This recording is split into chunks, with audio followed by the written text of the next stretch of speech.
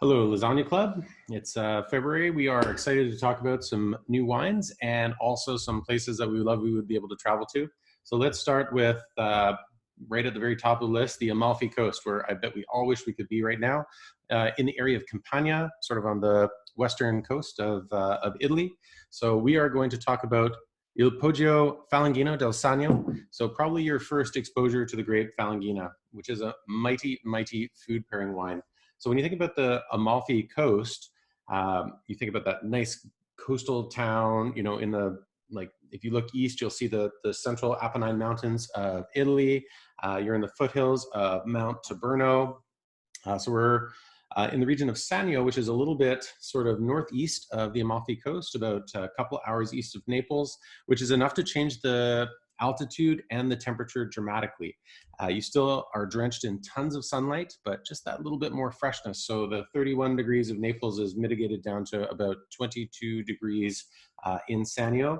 So cooler nights, like big strong diurnal shifts, so differences between night and day temperature, that leads to just like beautiful sunlight hours, but then cold nights to preserve that freshness in the wines.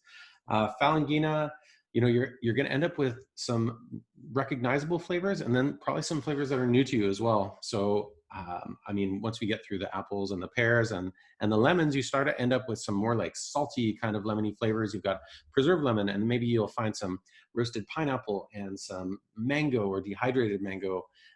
Really cool kind of intangible flavors that you don't get to taste from the cooler climates of the world. So Taberna Falanghina del Sannio from Il Poggio. Poggio is probably a word that you'll see on a lot of Italian wine bottles as we continue. It really just means hill. Of course, all great viticulture is done in hillsides and not in the flats. You get better drainage, you've got better exposure to sun.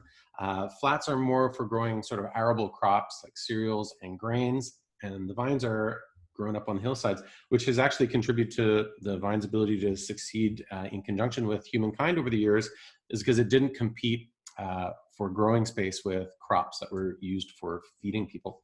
So Taberna Falanghina del Sannio 2018 from Il Poggio. Enjoy.